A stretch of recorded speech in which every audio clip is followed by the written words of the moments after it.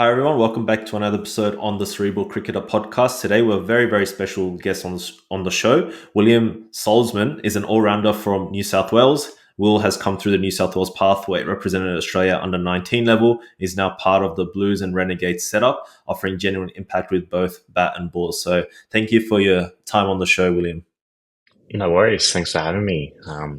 Yeah, it's a pretty slow time of the year at the moment for me, unfortunately, with just picking up the injury. So always got the opportunity to do this. So I'm excited.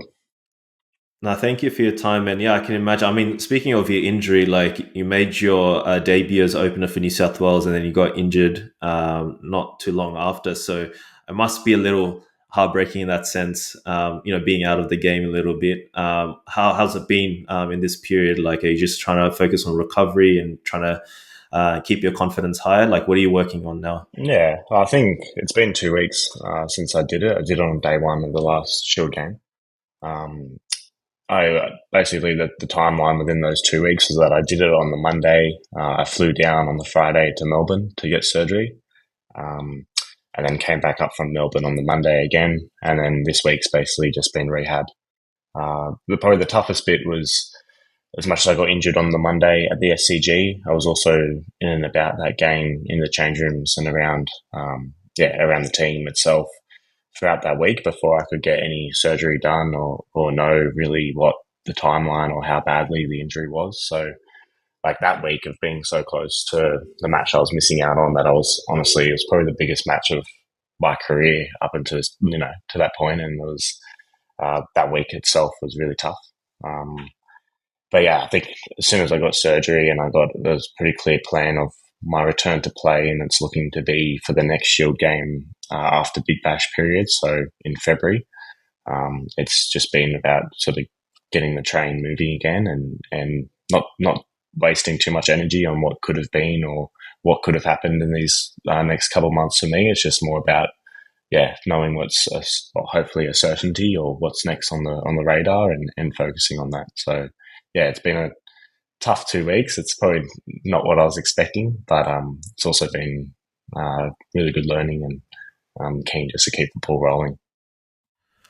Sometimes it's difficult if you have an injury, obviously can't play or train in the way you would like. And so what advice would you give to players to not, feel like they have so much rust when it comes to that injury period and then having to play a game? It's like a sudden jump where you have a longer break and then you may not have trained in the way you wanted. So you might not feel at your best and then suddenly you have to play a game and you have these expectations of doing well. So what's your advice to navigate that kind of period and situation?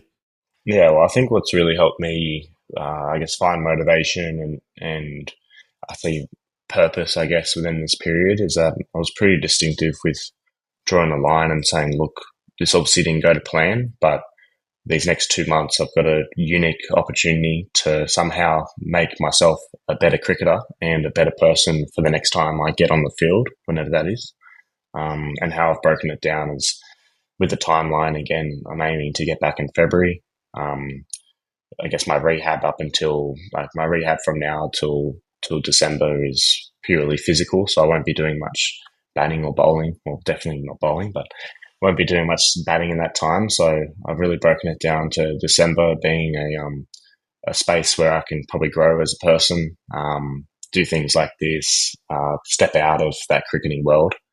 And then January is a really good opportunity, I guess. You don't, like during the summer, you don't get a whole month to sort of break down your game again and rebuild it. So I'm sort of approaching that as, I guess, a mid-season, pre-season, which is really exciting. So yeah, I just sort of was pretty quick to draw the line and say, look, this didn't go to plan, but I'm going to try and make this little period, make myself a better person and a better cricketer for whenever I next get on the field. So I think that's really given me a lot of motivation, and was able to help me from moving on from a setback. Yeah, I think a lot of people are excited to see, you play and see what you come up with on the field. So wishing you all the best and hoping, you get on the field ASAP. So essentially this show, our objective is to, talk to players like yourself, see what makes you tick, also understand the mental and strategic side of the game better. So I wanted to ask you questions about your childhood when it comes to cricket. And what was interesting is that I was looking at some of your scorecards from when you were really young. I think you're probably like 13, 14, and I saw a Ray Salzman on the scorecard, and I think, and then I looked into it further. I'm like, is that your brother? Is it your dad? I don't know if you have a brother or not. But then I saw another article that said Ray Salzman. So, and then it was like a picture of your father. So it seems like you did like open the batting with your father. So is that true? And how was that experience like as a kid? Definitely. We did open the batting. We actually played within the senior competition. You had to wait until you're 13 to play as a kid. So for Dad played a couple of years, and there was a sort of ongoing father-sons team. And I look back to like I was 12, 13, 14, and those summers I was playing junior cricket with my mates in the morning or against my mates. And then I was playing senior cricket with my mates and their dads in a father-son team Saturday afternoon. And then I was playing district rep cricket all Sunday.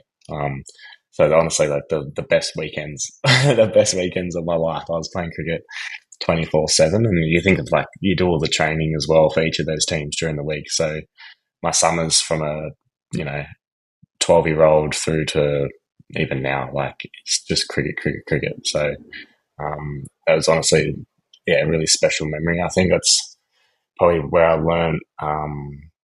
Looking back at it, it's probably where I learned why I played the game and what reasons I did that for. And also, it's a love, it's a passion, and it's an enjoyment. But I think that sort of sticks with you. And even when I play cricket now, or I look ahead to and I get excited about games or who I'm playing against and who I'm playing with, like it's actually the same sort of perspective that I had when I was a kid playing with dad or older boys that I looked up to, or opposition that you had, I guess, a bit of a rivalry with as a kid. But yeah, that sort of DNA and that perspective was definitely built back then. So don't think about it much, but I'm glad you brought it up. So I suspect your dad had a big role when it comes to your cricket. So tell us what was life like as a child, and how you did get into cricket, and how your dad had a pivotal role in that context.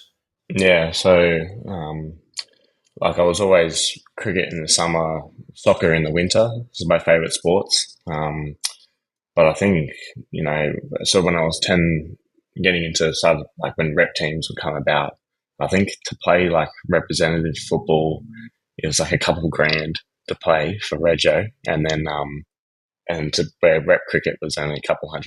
So I didn't know at the time, but I think that kind of made the decision for me and my parents in terms of what sport I was going to play.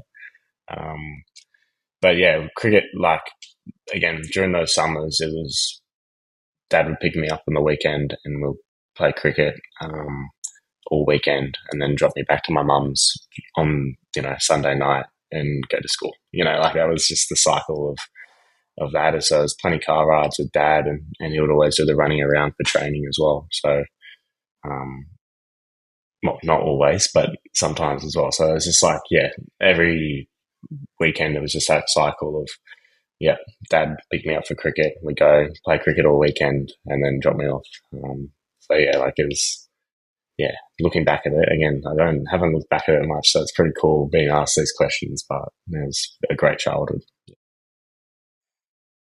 That's amazing. And so, as a child, what were you always a batsman and bowler? And Like, which one actually, did you do more? Were you I was all always, rounder from a young age?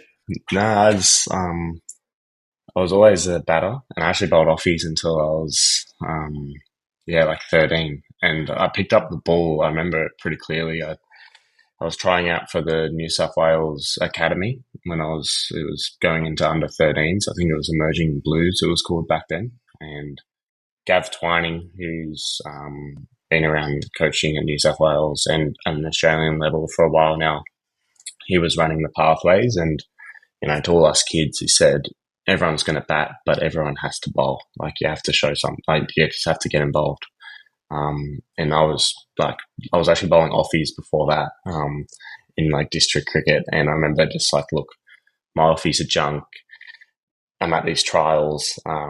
It was just like a whole grand big world for me coming from a small town and playing small time cricket to go into like a, in my head, the big stage as a representative tryout. So I was like, I'm just going to run in and try and bowl as fast as I can. And I'm pretty sure I got picked as a bowler within that setup first.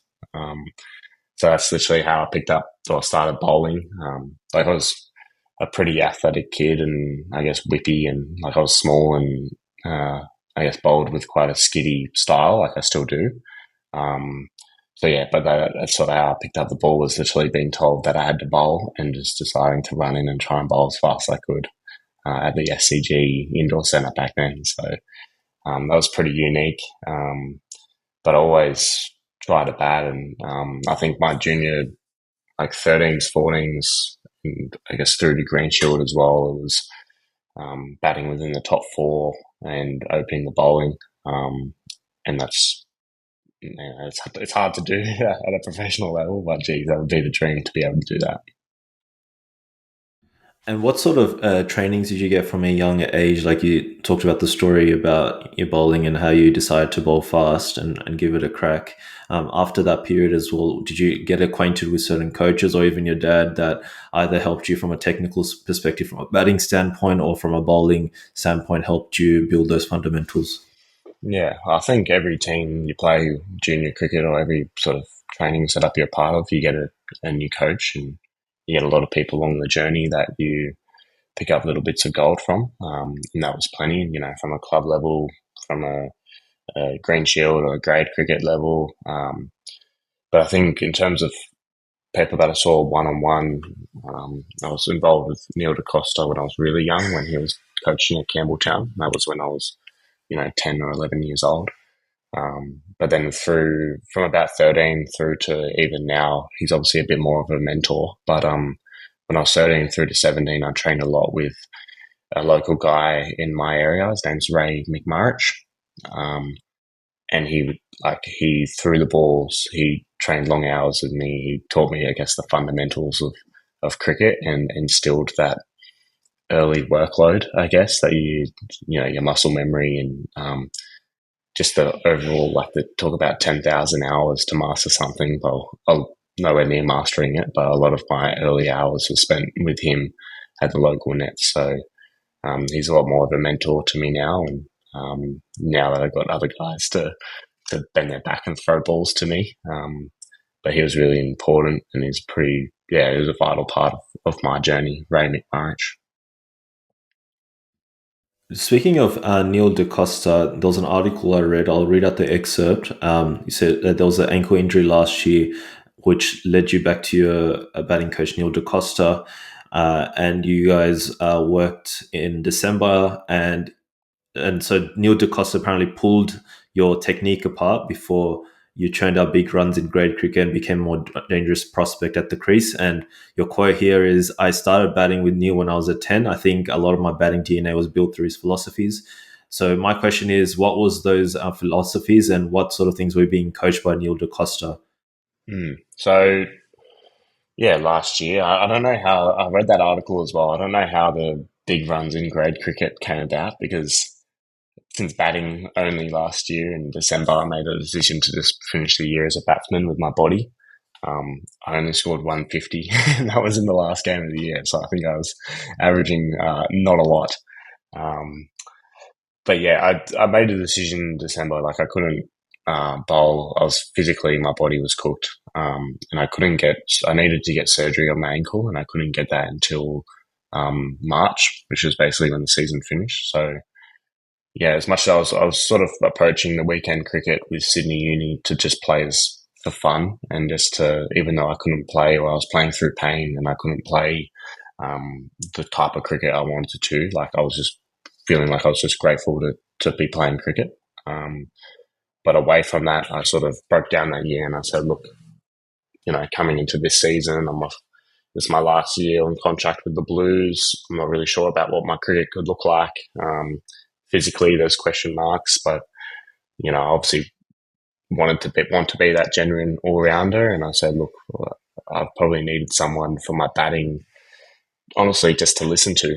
Um, I've found my net sessions before was just sort of going in an endless cycle of like self criticism and trying to figure out a technique. And I was just like, I'd start my session at one space and I'd break myself down and then I'd just going full circle to batting like how I started. Like my sessions weren't efficient at all, and I just needed someone to listen to, you know. And Neil, I think his body of work with how many cricketers and how many batsmen he's been involved with who have had success. It's no fluke that I guess what he preaches is somewhat true, or yeah, there's a bit of method and success there.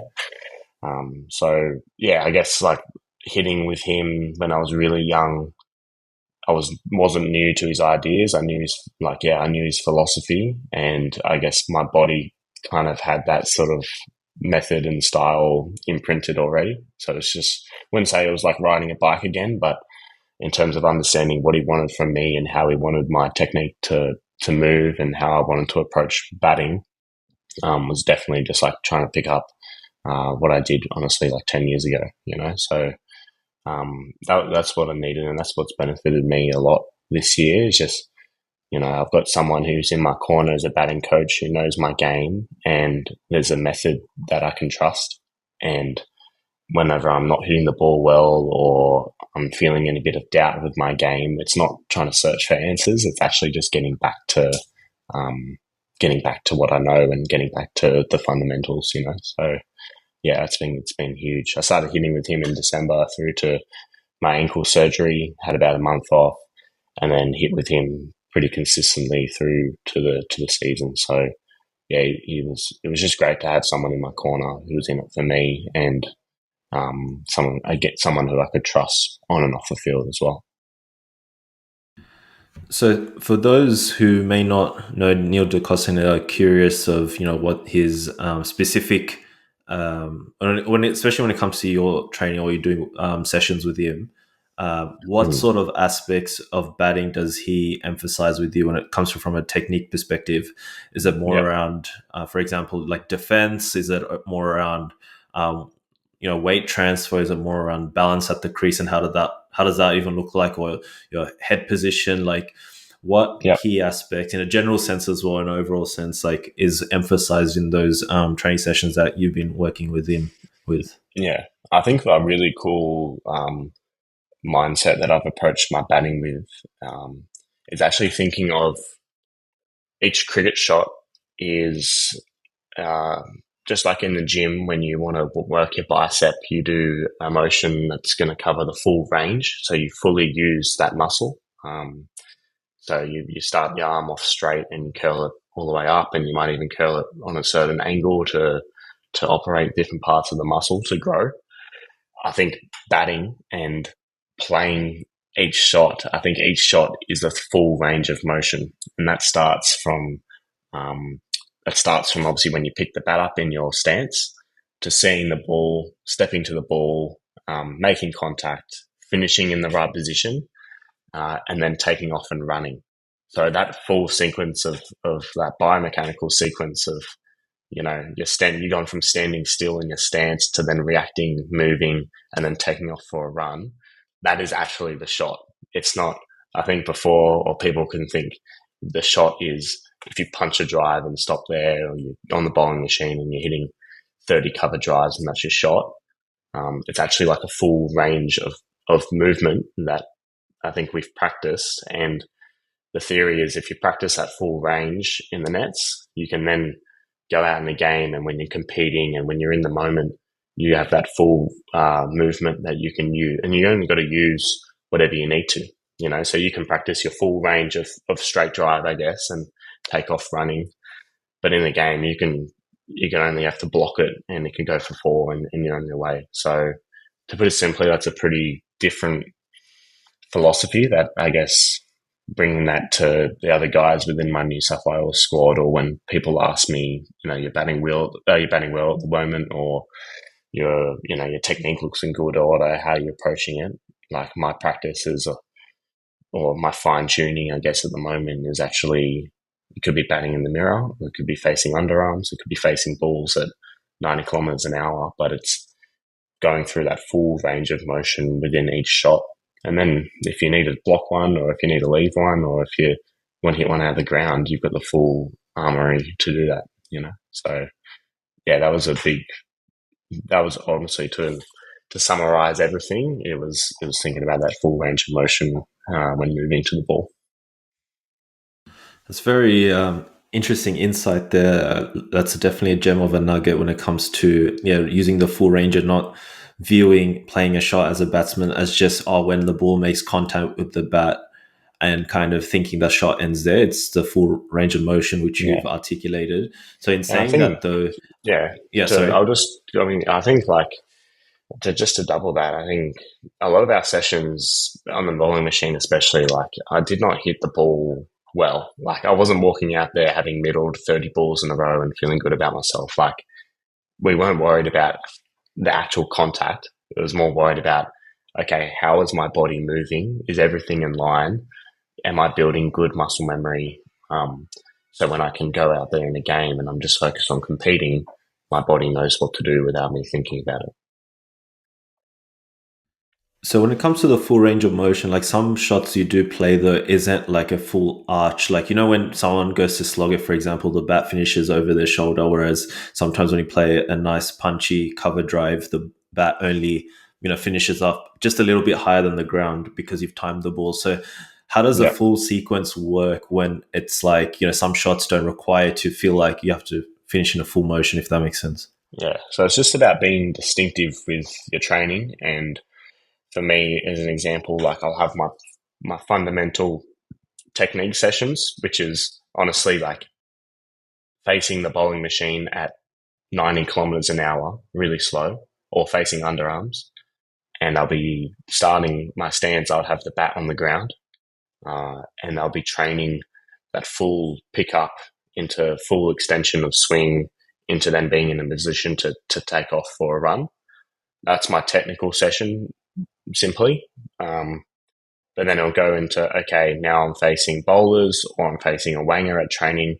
This is my competition mode. This is me getting into a contest and only using that punch if I need to punch, or that defense if I want to respect a good ball, or if I want to use that full range to practice my range. And like, that's when I sort of, I have a session where I guess I try to fine tune the tool bag, the toolkit.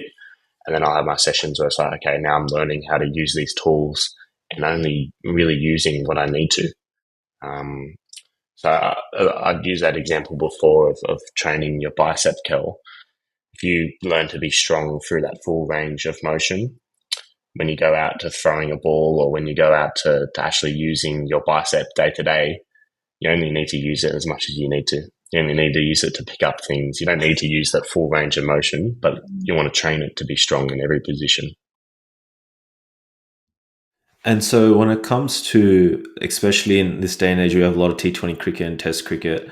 How do you tailor your training? Because one season you played a lot of list day cricket, and then another this season you're playing more Sheffield Shield, and you also have to be mindful of T20 training. Like, does your training tinker as in accordance with the format? Because it's obviously difficult, right? Like sometimes you'll have to hit the ball differently in Test cricket as opposed to sorry, not Test cricket, but Sheffield Shield as opposed to T20s. So is there something that you tinker with in training to accommodate for different formats? No, I think the change between formats is, again, like for me, I feel like I have my game, or that base layer to my game, where I know my scoring options, I know what balls I can attack.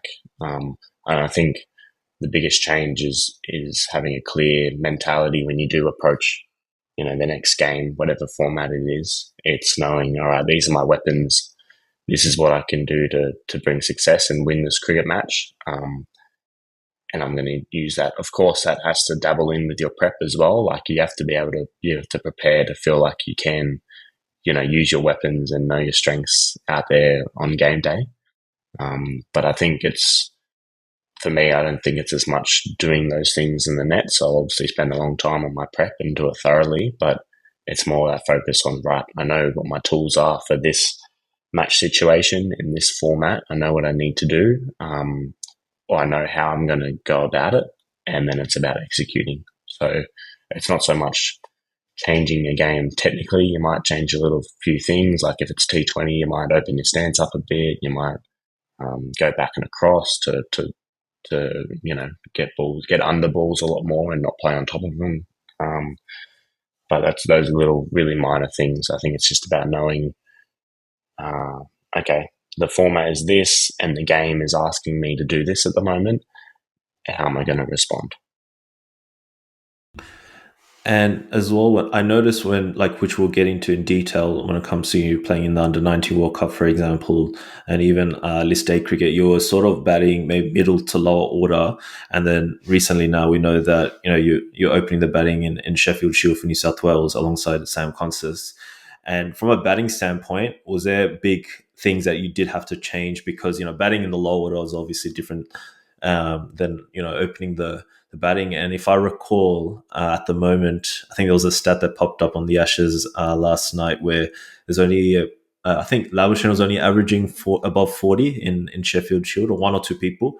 So obviously, what I'm trying to say is that batting higher up in the order nowadays, especially in Sheffield Shield, is a difficult job. It's harder to be averaging 50, obviously, because there's not many Mm, doing it currently. So that, I guess, highlights that batting is difficult, and therefore you have to be more, I don't know, aware of your technique and those sort of possible vulnerabilities with a new ball. So is that something you had to make a big adjustment alongside the other stuff that you're just talking about when it comes to training with Neil DaCosta? Like, what sort of changes have you also done? It could be from a mindset perspective, but also strategy to yeah. accommodate. For you to open the batting, what differences or big differences have you noticed, even like with Yeah. facing the new ball as well? Um, yeah, it's a good question. I think ultimately it's being able to trust your defense. Being able to trust the fact that, okay, like the bowler could bowl his best ball and ask his best question, um, and I can be solid enough to navigate that.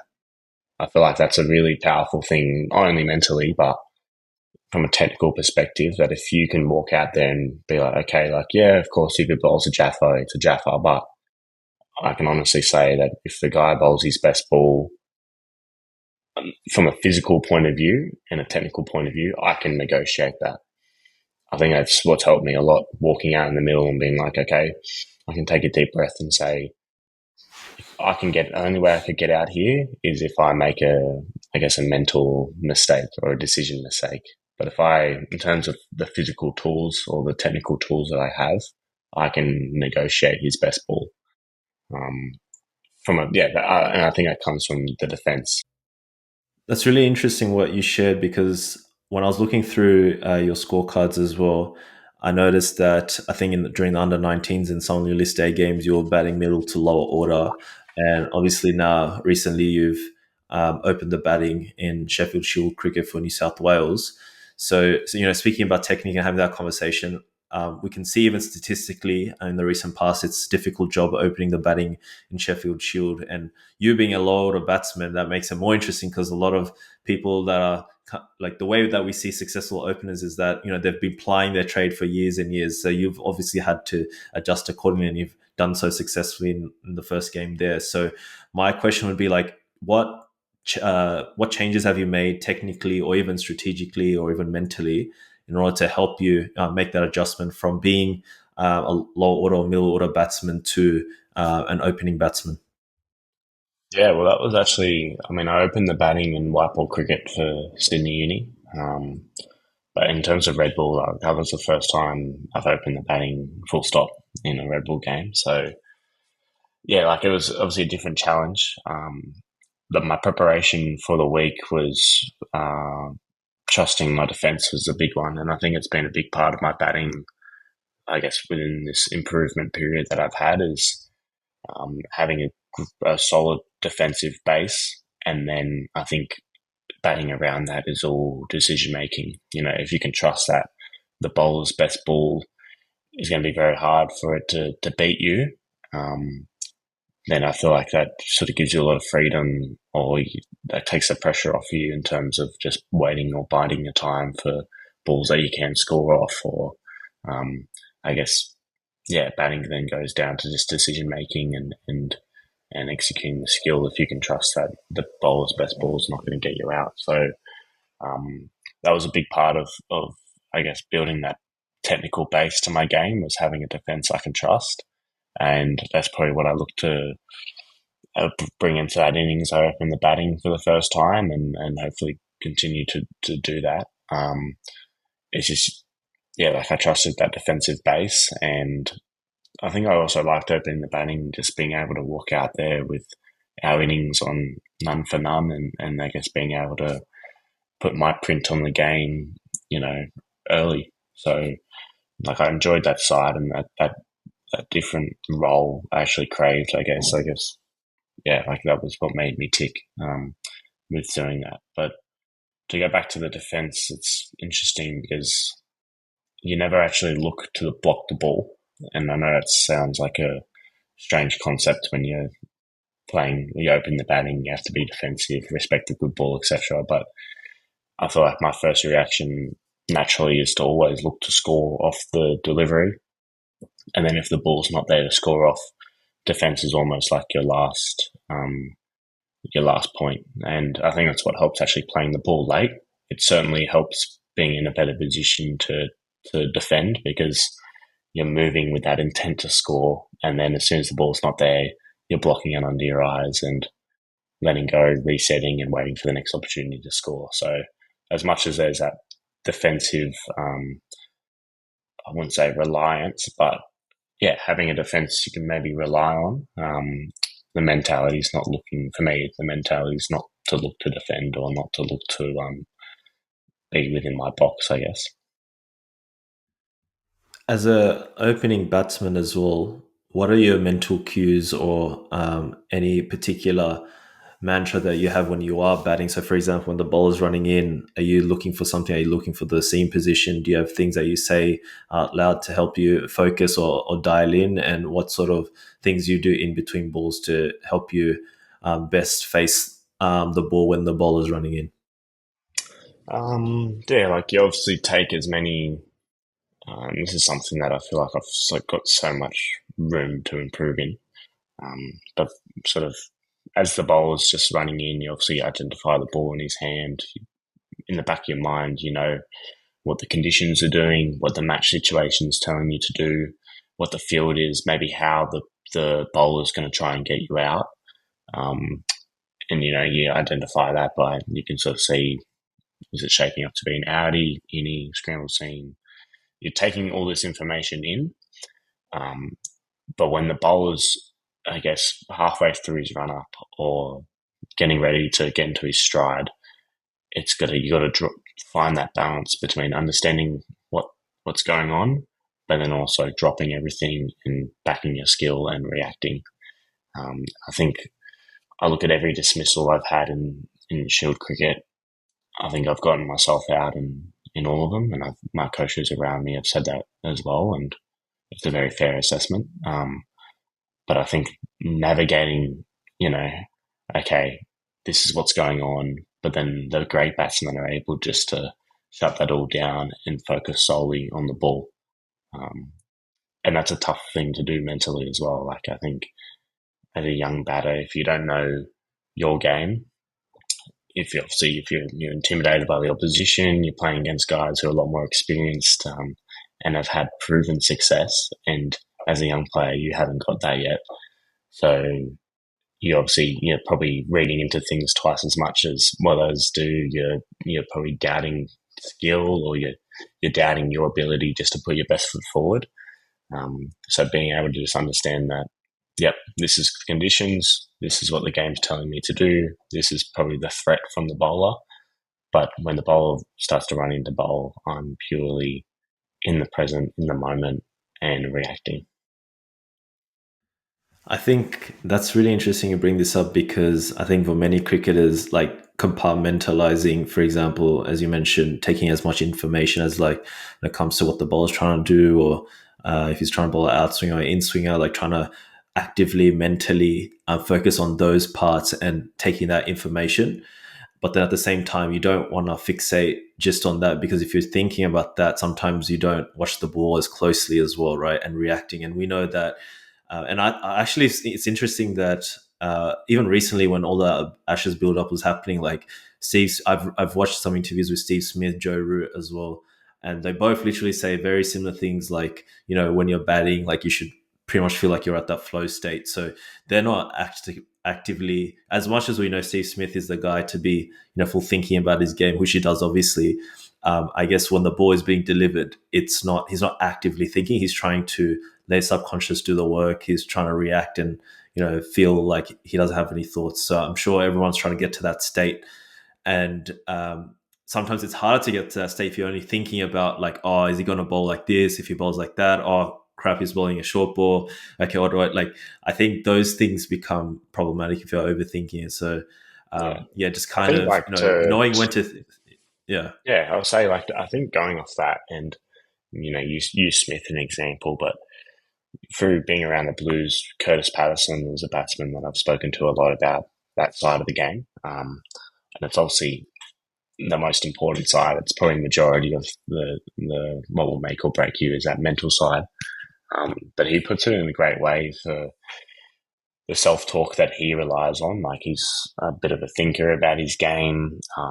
He's obviously experienced. He loves working out how bowlers are trying to bowl to him and how he's going to counteract that. But he always finishes that thought, that thinking space, or that analytical stage. He finishes it with a saying, "The bowler could do this, or he could not," and like leading up to like a maybe you will, maybe you won't. Leading up to that, just sort of, yeah, he might bowl this wide ball and tempt me into a drive, but he might not, and that's what brings him back to the present of just reacting. And I think Smith, as an example, like being around him in the couple Shield games, and hearing, having conversations with him and conversations with people about his game, is that his way of getting into the present could be, okay, working out conditions, problem solving, letting his body just simply fall into, okay, what's the threat and how am I going to cover that?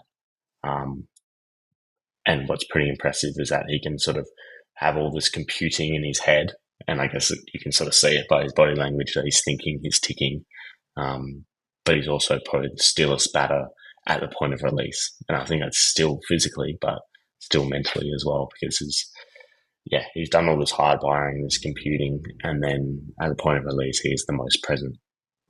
And it comes down to, I think, what people forget about batting, or I think the game, maybe even life as well, but it doesn't actually matter how much you do, how much training.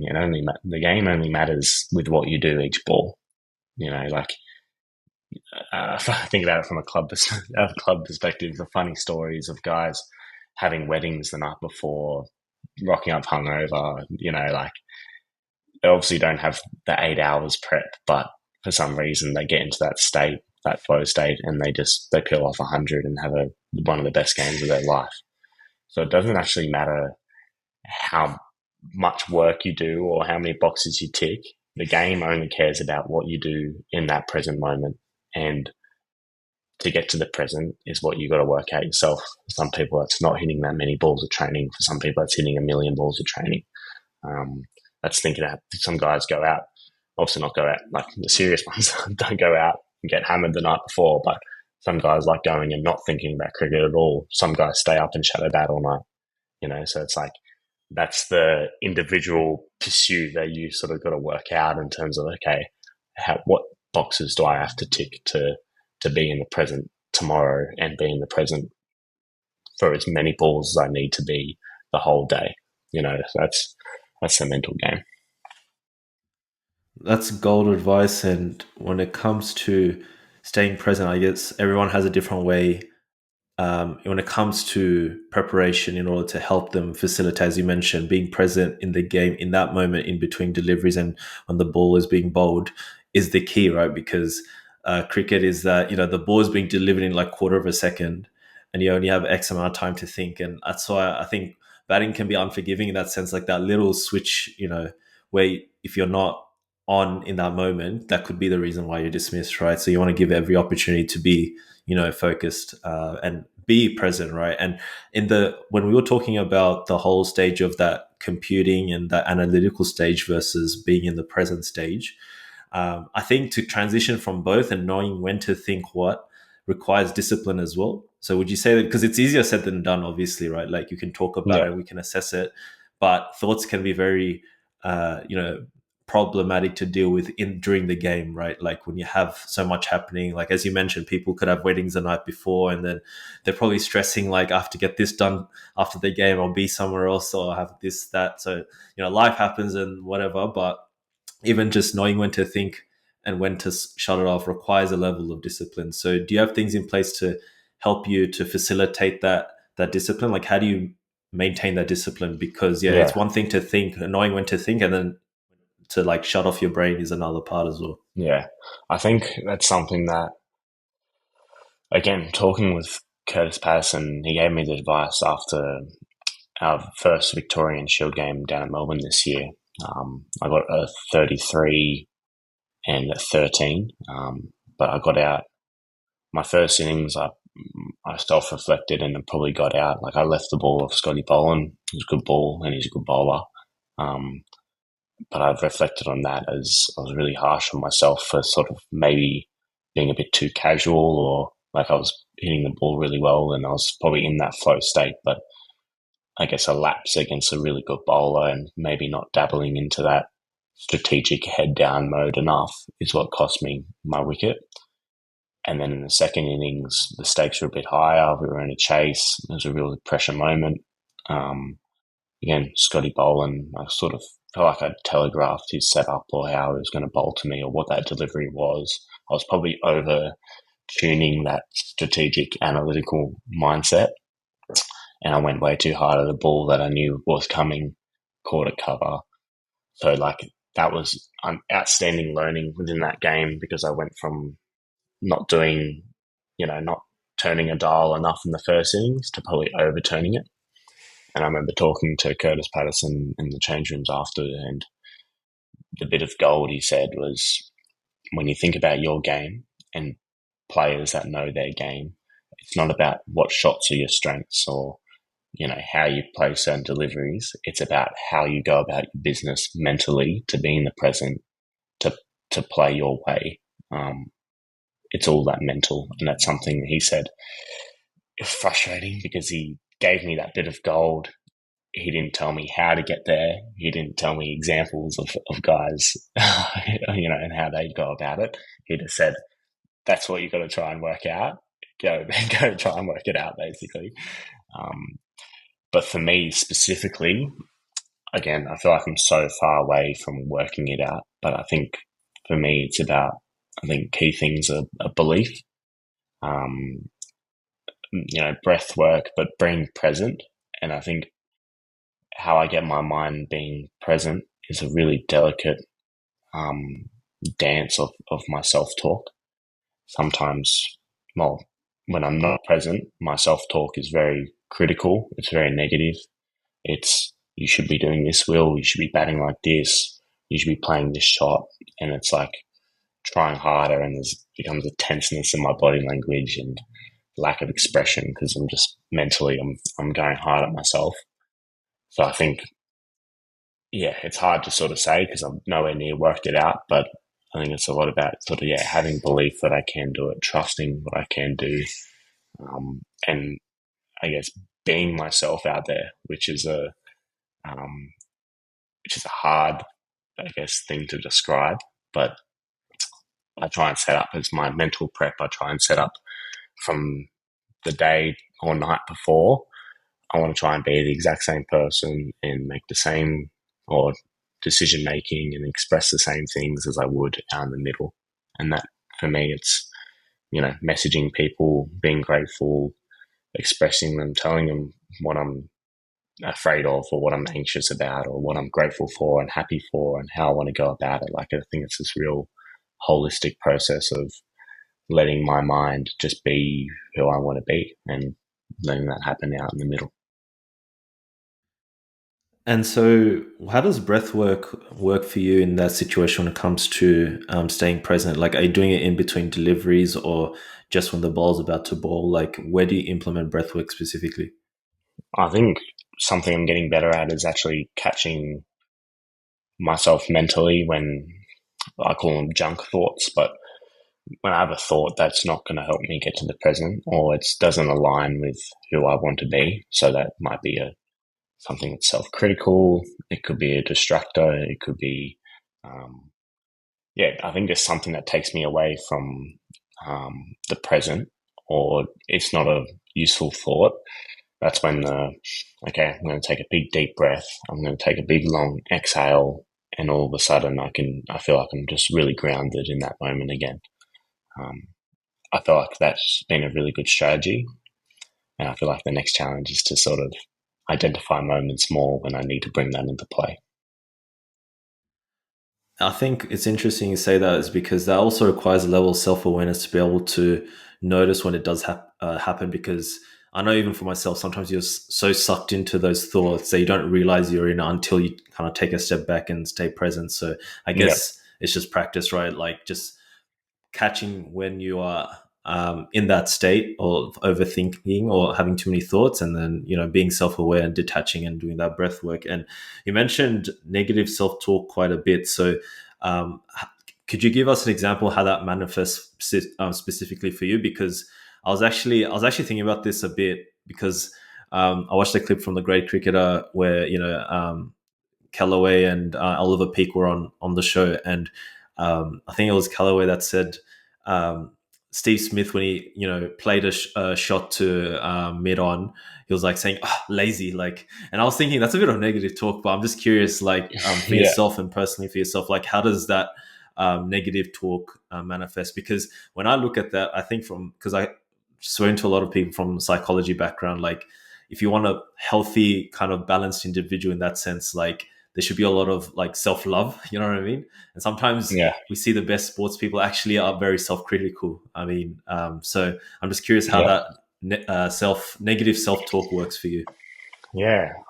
It's a really good question. It's probably something that I don't, and within a cricketing world, like you don't talk to your coaches about this side of the game. You might talk to a sports psych or your mentors or people you can open up to, but you, coaches and obviously selectors as well. It's not like you're talking to them about your game and, oh, when I'm down in the dumps or when bad thoughts pop up, I say this to myself and I say this to myself. But I think for me, I think self awareness is probably a strength of mine, and it's something that like I've really embraced about myself, especially recently.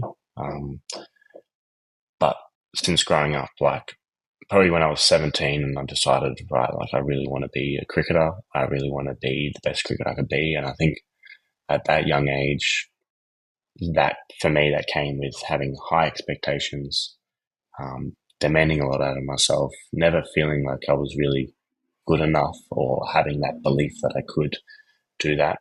And that reflected out in the middle when batting in first grade and men's cricket and wanting to, like, I'd work so hard, but because I'd want to achieve this, achieve this, achieve this. And it just was expectations and pressure and, yeah, self criticism. And even when I was out in the middle, it wasn't actually enjoying cricket for the battle, the contest, for the love of smashing balls out of the middle and bowling fast. It was, no, you got to do this. You got to do this. This isn't good enough. You got to be. You should be better than this person. Like, and that was even up until last year. Like that dictated a lot of my performance. Really, like, yes, you have those days where you just, for some reason you wake up on for what it felt like. I'd wake up on the right side of the bed, or things would be good away from cricket. And I'd play well and that sort of stuff. But I think for a lot of that space from 17 to last year, it was just a really tough mental cycle that I was stuck in of self criticism, wanting to achieve big goals and big dreams, and just piling on the weight and pressure on myself, really. There was no one else in my corner expecting that from me. There was actually a lot of encouragement. I've always had a lot of love from my tight circle, which is great, but it's always a self criticism and negativity. Um, so I think like I've done a lot of work with my mentors and a sports psych, I guess, but I think growing up and realizing, hey, you can have these big dreams and expectations, but having that self-talk isn't being, you ain't being the best version of yourself, and if you're the best version of yourself, you're actually probably going to achieve those things. Um, it's, I think as athletes, you're always looking to improve. You're always self-critical. Nothing's ever perfect or good enough, which is, you know, it's a good trait to have. That's what separates the good from the best. Um, but when it comes to performing, when it comes to being you got to be happy. You got to be yourself. You got to feel confident. Like you got to kind of play both sides in terms of being your own best friend and then also being your own, I wouldn't say worst enemy, but maybe your worst critic. So yeah, I've done a lot of work off the field with that, and I think it's really helped me with my, I guess, mental health, but also with um, life on and off the field. I think so many cricketers, even just players that play cricket casually on the weekends, that's one of the biggest things a lot of people struggle with when it comes to anxiety within cricket or doing well or having those expectations and feeling like they're not doing enough and falling into that negative self-talk that can really inhibit a player. And I speak from personal experience, to be honest. So I know for myself, like, amongst, like, when I was a lot younger, like I only probably started batting properly like when first year uni, just playing for my club at Coogee Cricket Club, and I was very like negative to the point where I would only defend and not think about not getting out. I mean, which was interesting in a way. Like, yeah, I was kind of solid in defense as a result, but you never really played at your best version of yourself. And once as you were talking about, self awareness is key and feeling confident in your abilities and expanding your game, because I already, like, for example, a ball would come in, like, nah, I'm so bad against this ball, I'm so bad against spin, I'm just going to defend. Like, you're already succumbing to that situation, as opposed to having that self-belief, as you talked about, to be able to, I mean, it doesn't mean like you'll go out and smash every ball and think you're better than all of them. It just means that you can have gears to your game, right? Like, when you need to defend, Mm, you defend; when you attack. But at the basis of it is having belief in your own abilities, not doubting yourself and trying to perform at the best situation. So I think, yeah, honestly, I want to play, like, yeah, par grade. Like, I'd say that's the best players. You don't even need to have the best technique or anything like that. Like, if you have that kind of mindset, strong willpower as well, like, you're already going to be in the top 10% of cricketers. You know what I mean? So yeah. have you I felt think that like similar situation as well? I think like cricket in general is such a. It's not like an AFL. It's not like a soccer or a footy where it's just continuous, continuous, continuous. The game's always throwing you a challenge on the run. You like those sports. You don't have really a moment to, like you do in cricket, where things slow down. You take a step back, and you're honestly there with, it's only you. Like cricket's so unique in the sense of you only have to focus for literally like a 5 second period when the ball's in play, and then you have anywhere from 45 seconds to a minute and a half, or if you're on the non-strikers end, it's could be as long as 5 minutes or whatever. But it's, you have a lot of time where it's just you and only you can hear yourself in your head, and it's you have to sort of find that dance between, okay, what I'm talking, where my mind at is right now, whether it's switched off, whether it's positive self criticism, whatever. Like, you have to find that dance between, is this going to help me be in the present when I need to be in the present, um, or is it not? And it's actually taking me away from the present. So that's that dance, and I think it's very unique to cricket. Maybe golf is quite similar, where you hit your shot, you got to walk 5 minutes to your ball, and then you get another shot. But I think the nature of cricket, how it's so, you know, switch on for a very short amount of time. You have to be present. And to be honest, it only matters if you're present at that ball. Only then does the game matter.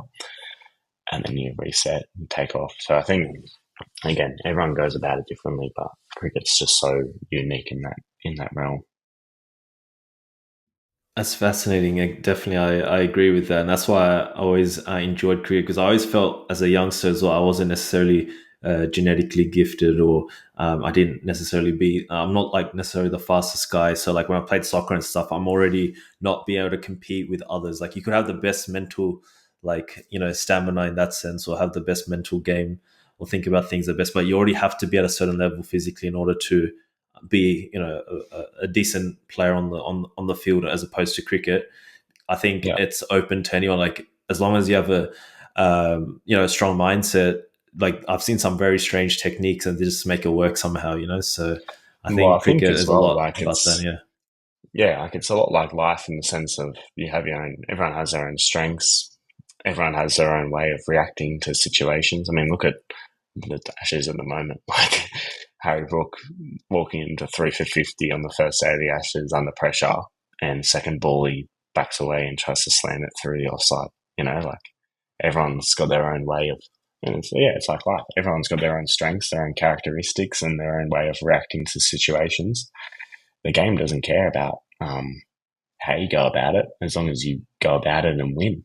As long as you succeed and win, you can do it in any way. And it's that's I think that's what I love about cricket. And for me, it's like, okay, I guess I'm understanding the blueprint of my way at the moment, and I want to challenge that against the best. I want to improve it, and I just want to keep trying to be the best version of myself as a cricketer and as a person.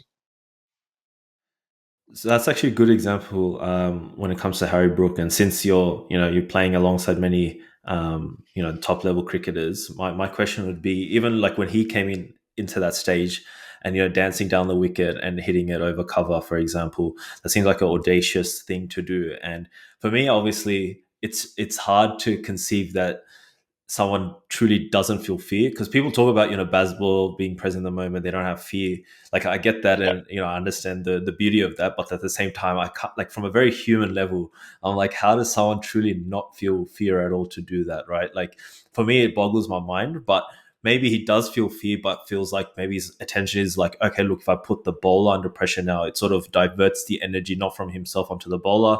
Or maybe he's yeah. thinking, maybe he does not truly feel fear. I don't know. So the question to you would be like, those kind of players, like what's actually going through their head? Are they truly not feeling fear at all? Like, because for me, it's like, oh, that sounds a bit too robotic for my thinking. Yeah. So, yeah, I'll like never, yeah, share some light on that. Yeah.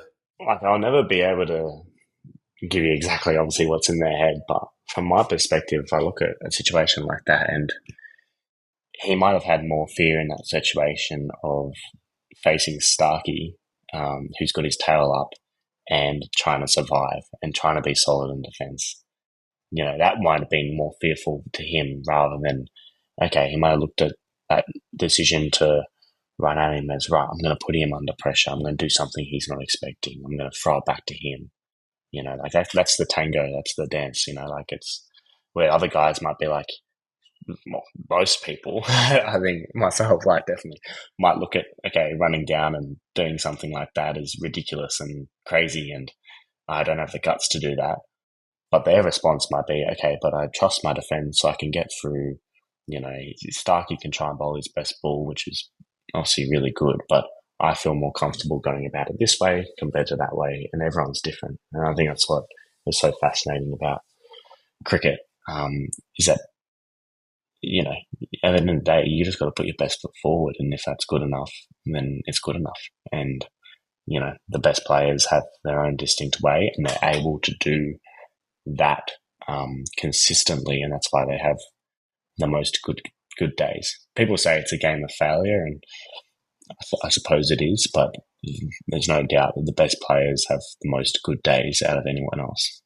You know, um, I think it but I goes back. also like, Sorry. yeah, I'll just add to that as well. Like I would also say that to anyone out there, like you can only be the second best version of someone else, and like you can only be the best version of yourself.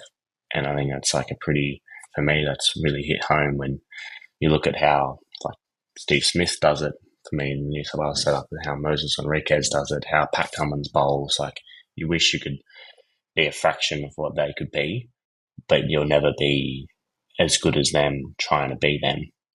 You might be as good as them trying to be the best version of you, but only you can be you, and only they can be them. So that was a pretty good. I don't know where I got that from or who said it to me. It might have even just been like an Instagram reel, but yeah, that was a pretty good message that hit home. I think it also goes back to the analytical stage that you're talking about, like a lot of people might go through things differently or approach a situation differently, as long as that person did that analyzing beforehand in terms of how they feel most comfortable going about that situation. Then obviously I'm sure, like Harry Book tries to stay present in the moment and trust those instincts, but I'm sure he would have had a analytical phase of, maybe targeting certain bowlers in a certain situation to put pressure, how to think about this and that and whatever. Or maybe he didn't, I don't know, maybe just purely trusted his instincts and he felt good that day. But I think, yeah, it just kind of comes to the analytical piece and knowing what works for you. Because I certainly wouldn't be able to, I can only imagine, like, you're at the WACA, so much talk about, England being very poor in Australia in within history and historically.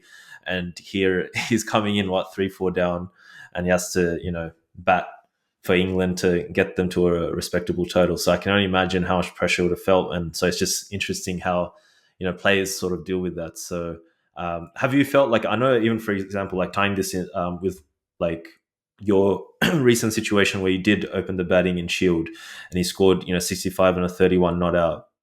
And based on, you, like you mentioned, you didn't open in Shield. Sorry, you haven't opened in long format before or prior to that.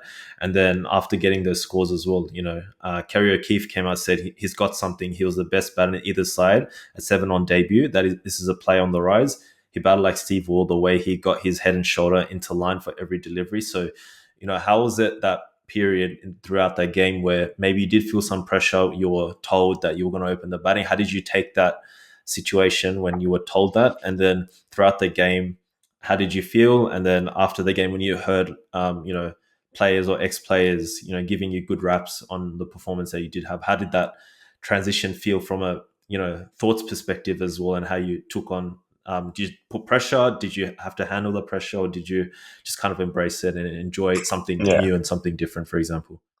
Yeah, I think like both examples of my Perth debut and then opening the batting, like those are two pretty big moments, obviously, in my very short career. But I think both times, whether, Perth walking out to 5 for 60 and 5 for 90 on a tough wicket, and then opening the batting in Queensland, like the last thing I said to myself was, like this is set up, like you belong in this moment and you wouldn't want it any other way. And I said that to myself in the first game I played this year. It was a trial game against Victoria, and I was coming back with a bit of a niggle, and I probably just scraped the barrel into being ready to play in that trial game.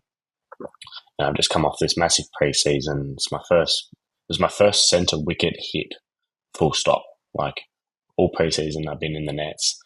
Coming back from rehab, all the batting I faced the month before that game was honest, like it was against a wanger. I hadn't faced any bowlers going into it. And I said, walked out to 5 for 23. The wicket was doing a bit, the ball was still new. And I just said, Will, like, you wouldn't want any better of an opportunity to show everyone, like, how hard you've been working or how much your game's improved, or you wouldn't want to be anywhere else. And I think that's the message that really brings, like, calmness, but then also belief and trust when you walk out under pressure or walking out to a new situation against different bowlers. It's like you wouldn't want this any other way. And that really like stuck to that. Just that brought that confidence. I guess that belief that I can just be myself out here. I'm grateful to be out here. Yes, we're under pressure. Yes, it's tough, but I believe I can do it. This is what I'm ready for. All that sort of positive self-talk that would bring me into the present. And like everyone's walked out to like tough situations before, no matter what level of cricket is. Junior cricket, walked out to tough situations. Playing grade cricket, you bat 7 or 8 and you could walk out to 6 for nothing or open the batting there. So it's not like you haven't, yes, this is a different opposition. It's a high level of cricket, but it's not like you haven't been there before. But like I'd reflect to those moments and it'd be, okay, Will, you have to score 100 now. You have to get through this. Will, you have to do this. You have to do this. These expectations where I think the change is like, you know what? Big deep breath. I wouldn't want this any other way. That change in language, and yeah, it's been really nice.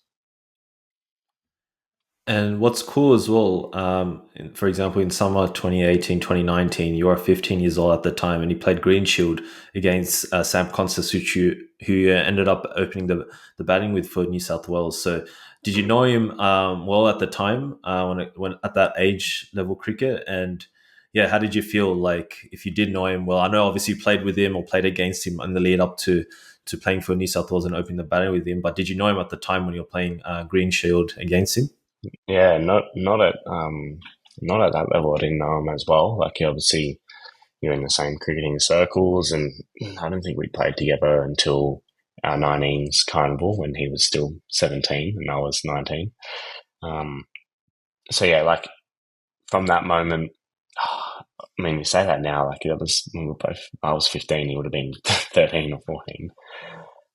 But like you think of our journeys to then each my individual journey, his individual journey, and then that sort of wraps up to then opening the batting together. Like it's obviously two different ends of. I feel like it's two different ends of the spectrum with his burst in the last 12 months compared to sort of mine. Um, but yeah, I think it's Sam. Honestly, like I look at what he's done in the last 18 months, especially at a time when I wasn't going so well. I was like in admiration. I still am. Everything that he's has sort of happened to him has been tough. Like I think he's been given unique challenges that only a very few Australian cricketers have ever had to deal with, and plus the life away from cricket as well, with the fame, the articles, the pressure. Like you, that is a tough situation that I don't think anyone would envy. But you look at what he's achieved on the cricket career, debut baggy green, 19 years old, full house and Boxing Day. Everyone dreams of that situation, you know? So it's like, I look at him with a lot of admiration, and I wish that things that happen to him could happen to me as well. Like that's what you strive for. But then I also look at every challenge he faces and learn a lot from that. So I look up to him a lot, which is weird because he's like a little brother to me. But no, he's his own person on his own journey, and always in each other's corner, which is nice. Yeah, I think speaking of Sam's journey, like making that debut at 19, and I was at the Boxing Day match. I was at the ground at the MCG that day, so it just blew my mind the way he was, playing ram shots. It was like something I've never seen in my life, and Mm. probably the most memorable moment, cricketing moment on watching a game, and he was sort of he got dropped from the Sri Lankan tour, and then played in the West Indies. Then after that, basically dropped. And I feel like that's a bit, he got a little hard done by there. And I can only imagine at 19 years of age, and he basically hacked the TikTok algorithm with his shots and all that. How much Mm. fame he got as a result, and having that pressure, and now not being in the Yeah, Australian team. Like it's a whole whirlwind of a last few 1 or 2 years. So I can only yeah, imagine how the challenges are for a cricketer going through such a situation. And I think everyone has unique challenges in that sense. And it's about how you, going back to our theme, like, staying present, kind of trusting your game, having that self-belief, and, things aren't always going to go our way, yeah. but we just keep, pushing forward. Well, I remember like the way I look at that and relate to it is, I look at his dismissals now and like how his game's gone. I've been in the exact same position when I was 19. I couldn't score a run in grade cricket. I was getting out in stupid ways. I was, not really happy with what I was doing. Not saying that's what he is now, but I look at like my struggling period when I was 19 was at like what we talked about earlier. It was at Raby Oval with no one watching. It was in training sessions with no one watching. Like Sam's dealing with that and figuring out his game with 400,000 Instagram followers and 3 articles a day about what he does. Like that is tough. And for a 19-year-old, like a 19-year-old male as well, like your brain isn't developed. Like you literally don't have the anatomy to deal with that, or not. I wouldn't say to deal with it, but to fully grasp it. Like and it's something that yeah, it's a huge challenge for him. But in saying that, it's also an exciting thing because it's like if you can overcome that, or if he can work that out, he's obviously got time on his side. Like, it is like he's a special talent, and I think he will work it out, and he will have a special career. But it's the challenges he's faced early on has been huge. Yeah, definitely, and hopefully he does, and then we see you and him playing more together and for New South Wales. So we can't wait to see that journey. I might touch on a few aspects about your cricketing journey. So I would actually wanted to cover like the under 19 World Cup in particular, and even in the lead Yep. up to under 19 World Cup, in many of the under 15 carnivals, there was so many like household names that were playing, like who are currently playing state cricket, like at 14 years. When you were 14 years, and I'm sure they were around the same age as well. You're playing alongside of Cooper Connolly, Harry Dixon, Campbell Kellaway, Jack Nisbet, Hugh Webgin. Lachlan Shaw, so these are, and Joel Davis as well. So you've played, I think I've played quite a bit with him as well. So that's some big names from like under 15s kind of when you're all 14 years of age. So did you all know each other well? Like, did everyone get whispers like, oh, these kind of bunch of players are something special? Because these guys all play pretty much state cricket now. So how's it like playing against all these guys from a very young age? Yeah, it was outstanding. I think it's a bit like, I don't know, like school in a sense. Like, if you're around a good peer group, then you're more likely to, you know, your life's more likely to sort of go. You're more likely to be interested in certain things. Like, your peers are really impactful. And I think for cricket, it talks about that 15's the age group, the 17's age group, the 19's age group. Yes, of course, from a national point of view, but our state, like, that talent coming through there with the coaches of, Anthony Clark, Gav Twining, etc. Like, that is the nurture. And then, you know, we won a lot of our national carnivals, and I think of like our 19s team and the talent that's come out of that 19s team and what they're all doing now. Like, they're all still playing a pretty good. They're all still playing a pretty good cricket. I think it's pretty rare to have something like that. So yeah, I think that's definitely part of that nurturing process or that development. Like, we've all impacted our own careers individually just by how hard we train, how we go about it. Like, we've all learnt this craft together, and it's really special. Um, so yeah, it's pretty cool and to be honest, like, those guys are just like, I'd see them as just like I would see my schoolmates growing up. I've known them since I was 13, 14, and now we're in the same professional setups or we work together. Like, yeah, it's pretty special. And as well, a few years later, actually, probably around 4 or 5 years later, you played in the under 19 World Cup. So, what was that experience like? Also playing alongside Campbell Kellaway and Cooper Connolly, and being told that you're going to play for Australia in the under 19 World Cup. It must have been a special memory for yourself.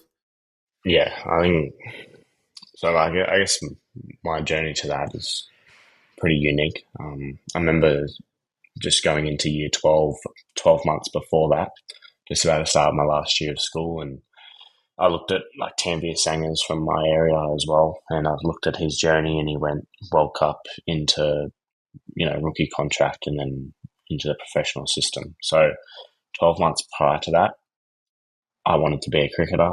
I was determined to make that happen. I couldn't see life without me being a cricketer. And I decided, look, like, if I'm about to start HSC, it's going to take me away from this goal that I have. I'm not going to put my best foot forward in the school space. I really want to be a cricketer, and I think to do that, I've got to leave school. And I, I started that conversation with my parents over that Christmas break that you have over school, and it was an ongoing conversation. It was tough. Like, Dad obviously understood that professional cricket could be a possibility. Mum didn't really understand that concept. Um, but eventually, through some tough discussions, and also for me, because the discussions were tough, I sort of had to write down all my thoughts in an essay, which I get asked about a fair bit nowadays. Even though felt like it was a lifetime ago that I did that, but yeah, like, I sort of wrote down just how driven and how dedicated I was to trying to make this under 19s World Cup and then trying to get a contract afterwards and then fulfilling my dream of being a professional cricketer. So that all happened at the start of the year. And yeah, like I left school, I was training as if I was in a professional setup already, just wasn't getting paid. I was training long hours. I was working on my game. I was just so like determined to make the 19s World Cup. And I remember like there was COVID that year. I actually sat on a call in October that the under 19s World Cup was, we're not going to go ahead with it. Australia's not going to send a team, COVID restrictions. And I was like shattered. I was like, wow, everything that I've just planned for in the last 12 months has, turned to rubbish, and I've left school and I've got no qualifications, whatever. But yeah, like that was literally said to our faces in October. But my response was just to keep working hard and keep training despite this thing not going ahead. And then it wasn't until I think maybe early December that it's like, oh, actually, we can do it now. Make the first cut in the squad, ended up getting picked. And I had cold symptoms on the day we were supposed to fly out. So I ended up meeting the team. I came down later. Once I was clear of COVID, I came down later. I met the team in the check-in line at Melbourne Airport, got all my gear in Melbourne Airport, and straight off to the Caribbean. And that experience was like, I just worked my backside off for 12 months in my small town, basically by myself. And just like that, also got told to my face that it wasn't going to happen. And just like that, I'm on a plane to the Caribbean and soaking it up. So yeah, like that was an incredible 12 months from my own personal journey. But then also that World Cup was incredible on the other side of the world and was everything I worked hard for. And yeah, it sort of went to plan after that, which was nice. But yeah, that was a really significant part of my life, I guess. So at the time as well, you're opening the bowling. So how was the trainings looking like? Were you fixating more on bowling over batting, or are you trying to do both? What was the situation Yeah, then? it was always to do both, but I was in that team as a bowler. I batted 7 and 8, I think, and my bowling was literally just to try and run in and bowl as hard, bowl as fast as I can. And I think with my action, again, saying to nowadays, like I can be a bit skiddy. I can probably hit the bat maybe a little bit harder than what people expect from me or from my ball speed. So that was literally this like a raw 18-year-old kid. Maybe had a little bit of skill to swing the ball, but the wickets over there were like docile. They were tips basically. And it was like, oh, well, I'm just going to have to try and bowl stump to stump and hit the bat hard. So it was tough conditions to be a fast bowler over there, but yeah, I literally just tried to run in and give it my all, and that was sort of, and I think that is maybe like more character over skill, maybe, but yeah, it was it was a long time ago. Looking back at it, 3 years, 4 years now, maybe. So yeah, What's really cool as well is that you're playing the Under-19 World Cup, and it seems like just a few months later you made your debut for New South Wales and list day cricket. So that must have been a little whirlwind of a situation to be in. So walk us through that period there and how it felt when you found out that you were going to represent New South Wales. yeah. Well, I did like the World Cup, and then received a rookie contract, and then yeah, did like the preseason to then debut in the first one day game of the year. And to be honest, man, I think that preseason, like obviously I worked hard. Probably wasn't in like I was still chatting to you off this. I was living in Thelmy, in Sydney here, which is 2 hours away from Cricket Central. So I was traveling a lot. I was training hard. Probably wasn't in the best space mentally, and felt like I just like pushed my body into somehow getting an opportunity in the first one day game. And I remember I went one day game down in Melbourne on the Friday, flew home, then flew to Queensland for an under 19s training camp. the next day basically, and I was cooked. My body was cooked. I played the 1 day game, which was great, and then did that training camp and couldn't get through the training camp because I had a sore ankle, a sore toe, a sore knee. And I never, that season, I never really got back to playing, I guess, a high level of cricket or a quality standard of cricket either. So it was like a huge learning year. It was great to sort of get a taste of everything I wanted to do with play cricket for New South Wales. And sort of 12 months later, I was able to do that and then had sort of that full season. And then a bit of a pattern maybe, like, last year I started, a fairly full season of Marsh Cup following my first year. And then last year I played the first game of the year, then didn't play again. And then now I've sort of played a bit more consistent cricket despite this injury now. So a huge learning. I think to summarise the full last 3 years of being in the system, like I've learned so much about myself and this, cricket, about the system, about what I guess being a professional means. I've had to feel like I've had to learn it the hard way as well, like injuries and missing out on opportunities and seeing, we talked about the peers I grew up playing with, for seeing their success and being happy for them, and then also looking at yourself and being like, why is that not me? What am I doing wrong? Sort of thing. The last 3 years has been an incredible journey, and I've had to learn a lot, which has been rewarding.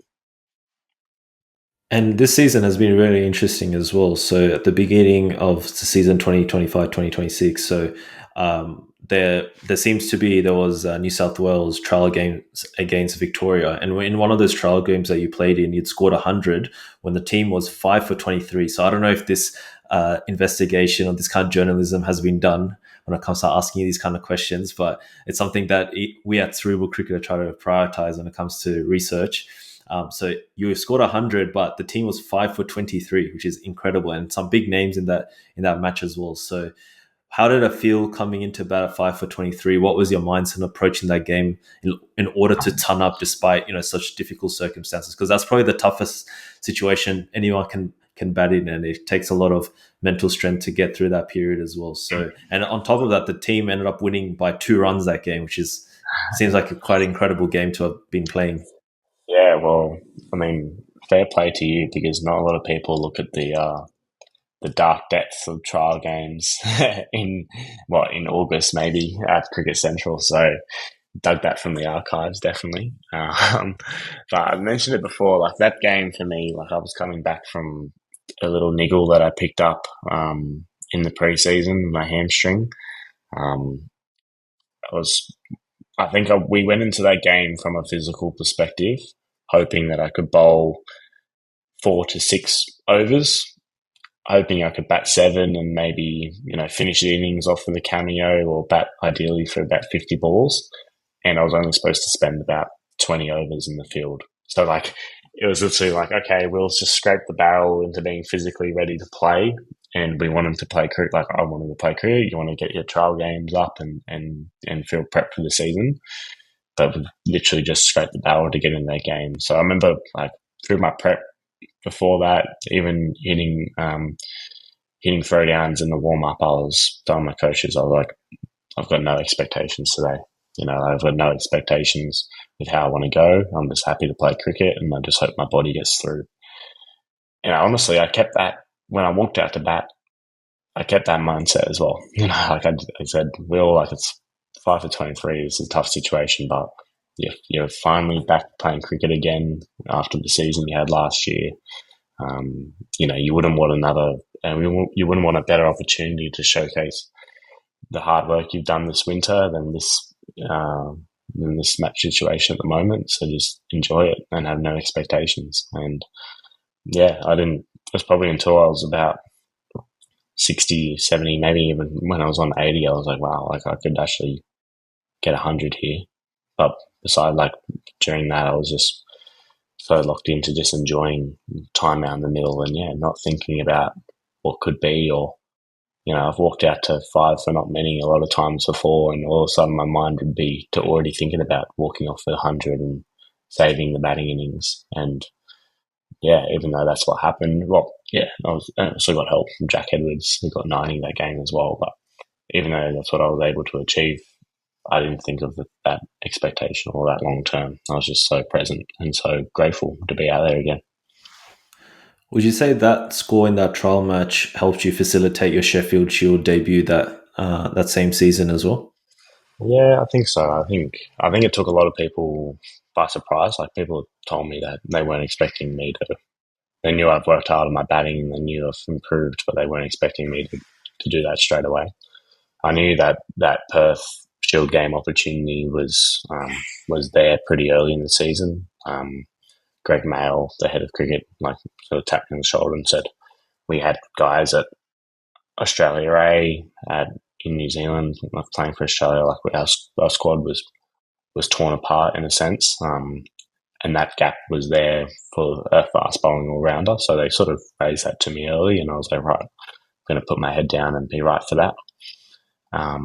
So yeah, I think like I was dealing with a bit of a niggle going into that, but nothing was going to stop me playing that game. And I actually got injured during that game, so I couldn't bowl, but I was just glad I could sort of, again, show what I could do with the bat and contribute to a victory with the bat in hand. So, yeah, that was a pretty special. I mean, I worked so hard for a few years now to get a Shield cap, so it was special to get it in that moment. Yeah, that's amazing. And when you made your debut in that first innings, you scored 43 runs for New South Wales to top score in the first innings, and second innings I think you scored 72. So you're playing on the WACA as well. What sort of adjustments did you have to make to bat on the WACA? Because right now, the Australian team are batting on similar conditions when it comes to Perth Stadium. So for yourself, playing on the WACA, and you've had success there as well, and you're playing in your first Shield game as well, which is pretty incredible. What did you feel you did right? How did you feel the conditions were playing up, and what adjustments did you make on such a wicket? Did you really feel the pace, and if so, like how did you adjust accordingly? And on top of that, New South Wales ended up to win by 9 games and 9 runs, sorry, and you're man of the match on your debut. So that's might be a very memorable match for yourself as well on debut. So walk us through that period and what adjustments you made on the WACA pitch. Yeah, in terms of like that strategic side, I think the conditions over there with the extra bounce, I looked at it as in order for the bowlers to bring the stumps into play, they had to bowl really full. So I batted out of my crease for the whole game, and the balls that their stumps, like the balls that they bowled that were going to hit the stumps, were full enough for me to get a big stride forward and to smother. Where everything else, like anything shorter than that, the stumps weren't in play. It was about covering my outside edge. It was about not snicking off. It was about, playing the ball late and off the back foot mostly. And that would present scoring opportunities. So actually, to be honest, I felt, yes, with the extra bounce and pace, but I felt like that was a lot more comfortable for me rather than wickets over here where the stumps are in play off a shorter length, and you can sort of get trapped on the crease a bit easier. For me, I felt it was easy to get a big stride forward and cover the balls that were hitting the stumps, and that presented drive opportunities. And then anything shorter than that, if I didn't want a bar of it, I could leave it, or I could score off the back foot. So, yeah, from a strategy point of view, I think it actually played into my strengths, just not having the stumps involved as much. And that whole week was just about celebrating, really, I guess, the hard work and the journey that it's taken for me to get there, but then also trusting that I'm good enough to perform at that level. And yeah, I'm just grateful that I was able to do that. And when it comes to that inning specifically, and or in general, when it comes to your batting, are you trying to actively do or approach the bowls a certain way in phases of your innings? So, for example, when you're starting off batting, are you just trying to get your eye in, have a feel for the conditions, or are you trying to actively put pressure from ball one, and then later down the line, if you're, I don't know, closing on a 50, go a little conservative with with your shot making and then maybe accelerate later? Like, do you have some sort of template that you follow, or is it kind of adjusting according to the match situations, or do you do it according to, I don't know, which bowlers you can target or put pressure on, and target certain areas in the field that have gaps? Like, how's your sort of approach when it comes to batsmanship? Yeah, I think you're always your most vulnerable when you're starting. So maybe like your first 10 to 20 balls. But for me, my mentality there is I want to start and how can I be myself and bat my way from ball one? How can I get into my rhythm and how can I put my imprint of the game my way from ball one? And that's why I enjoyed opening because it's a lot more freeing to do that when the score's 0 for 0. I think it's harder when you walk out to a pressure situation and bowlers have already got their tails up or a guy's in the middle of a good spell and you have to then be brave enough to write my first 10 balls are probably going to be my most vulnerable. So I've got to try and be the best at being myself or put my imprint on the game from ball one. And that's not so much about scoring and all that sort of stuff, but that's moving to the ball, making the best decisions, committing, um, being, trusting your game. That's what I describe as being the best version of myself as a batsman. So, yeah, like I remember that week and especially leading into the first time I opened as well, it was like, right, this is new to me. This is a new challenge. I'm not sure whether I'm good enough. This is a new experience, but I'm going to be the best version. Yeah, I'm going to be the best version of myself. I'm going to try and be, you know, I'm going to try and be me. And if I fail in that way, I can live and I can learn, but I'm not going to go out to a situation trying to do something that I'm not, the best at or try and bat a certain way or try and handle this bowler a certain way because I saw someone else do it. It's like, no, this is a new challenge and I'm just going to try and be myself within that and I can live with the results. So, yeah, just trusting that. And that's belief. And I think that's 12 months ago, even at a grade level, I didn't have that. It was trying to do something that wasn't me or trying harder or being harsh on myself or demanding more and that sort of stuff. Like, I looked at that as just, I'm just going to put my best foot forward and whatever happens, happens. Yeah, definitely. I think self belief is underlying all of it, and it's just about adjusting to the situation and having that analytical mind that we talked about earlier as well. So, we've covered a lot of topics, and we're nearing the end of the show. But I wanted to do a new segment. So, this is the first time I'm doing this, something a little different to kind of Mm. spice up the show and to get the juices flowing. And I actually talked to you about this offline. So, we want Yeah. to, because in honor of the Ashes happening right now and everyone's so pumped, and oh my God, there's so much content online about the Ashes that I've sort of missed the boat, to be honest. So I'm like, nah, let's do something a bit different. So we're going to do Yep. a pick your Ashes 11 draft version. So essentially, all the Ashes lineups that we see, like people talk about, oh, pick your best Ashes in history, and they'll pick up like Justin Langer, Matthew Hayden. I'm like, yeah, like we all want to pick them, but let's do something.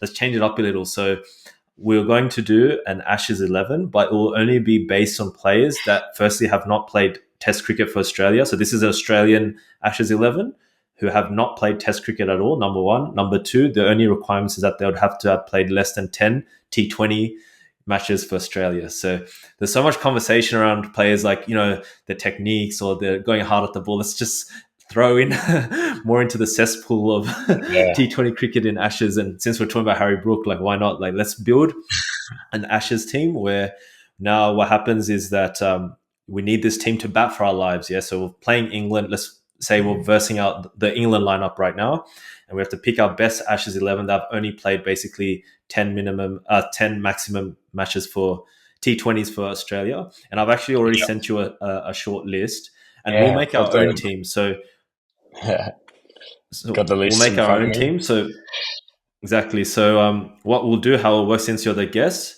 we'll go as a draft version. So we'll go from number one to number 11. So we'll go in order from picking your opener to picking your number two, number three, etc., etc. You'll go first. You get to pick one from that list, or even if it's not all the players that are on the list that played less than 10 international. So if you have any suggestions, feel free to throw it in. I'll just quickly check if that's the case, Yeah. and we'll just pick the team that you think can bat for your lives, even though they're probably T20 specialists who can match up to this England team. So hopefully all the rules are clear. I don't know if it's a bit convoluted, but Yeah, I guess you're gonna test my cricket knowledge for sure. Bit nervous. yeah, gonna get some like unexpected players. So that's the whole objective. So it should be fun.